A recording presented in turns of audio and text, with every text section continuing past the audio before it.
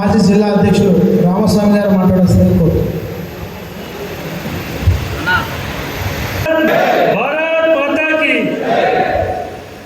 జిల్లా విస్తృత స్థాయి సమావేశానికి అధ్యక్షత వహించినటువంటి జిల్లా అధ్యక్షుడు రామకృష్ణ గారికి, రాష్ట్ర ప్రధాన కార్యదర్శి దయాకర్ రెడ్డి గారికి, నూతనంగా జిల్లాకు ఇన్ఛార్జిగా చేసినటువంటి రాష్ట్ర కార్యదర్శి సంజిరెడ్డి శ్రీనివాస్ గారికి, రాష్ట్ర కార్యదర్శి గీతామాధవి గారికి, వేదిక మీద ఉన్నటువంటి పెద్దలందరికీ కూడా నా నమస్కారం తెలియజేస్తున్నా.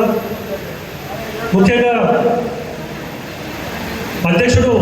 అధ్యక్ష ఉపన్యాసం చేస్తూ ఈ జిల్లాలో రాబోయే రోజుల్లో స్థానిక సంస్థల ఎలక్షన్స్ వస్తూ ఉన్నాయి. దానికి ఇప్పటి నుంచే కూడా మనం కసరత్తు చేయాలని చెప్పేసి వారు చెప్పడం జరిగింది. ముఖ్యంగా జిల్లాలో గతంలో వైసీపీ పార్టీ అధికారంలో ఉన్నప్పుడు తెలుగుదేశం పార్టీ వాళ్ళు కూడా ఎక్కడ నామినేషన్ వేస్తే భయపడినప్పుడు భారతీయ జనతా పార్టీ కార్యకర్తలు ప్రతి అసెంబ్లీలో కూడా అనేక చోట్ల సర్పంచ్లు కావచ్చు, ఎంపీటీసీలు కావచ్చు, జెడ్పీటీసీలు కావచ్చు పోటీ చేసి సత్తా చాటించాడు చరిత్ర కర్నూలు జిల్లాకు ఉందని చెప్పేసి ఈ సందర్భంగా తెలియజేస్తా ఉన్నాం. రాష్ట్రంలో ఎక్కడ లేవు 3 ఎంపీటీసీలు మనం ఈ జిల్లాలో గెలిచాం.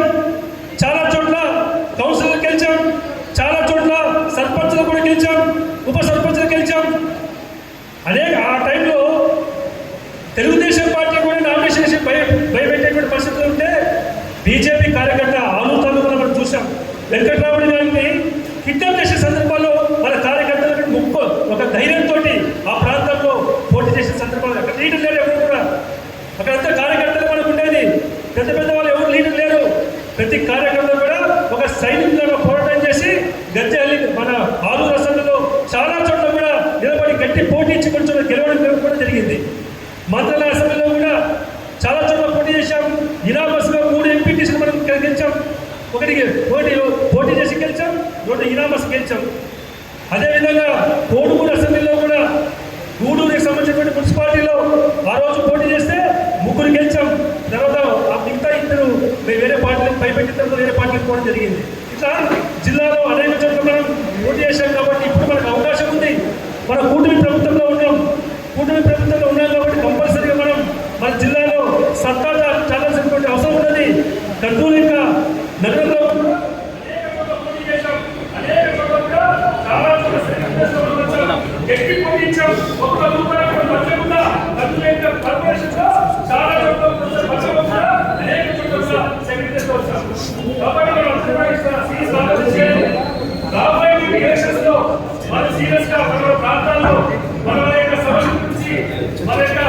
రైతాంగ సమస్యల నుంచి అక్కడటువంటి సమస్యల గురించి ఆలోచన చేస్తూ మన ప్రజల్లో మధ్య తిరుగుతూ రాబోయే ఎలక్షన్లో కాన్సన్ట్రేషన్ చేయాలని చెప్పేసి ఆశిస్తూ ఈ అవకాశం ఇచ్చిన అందరికీ కూడా ధన్యవాదాలు తెలియజేస్తాను.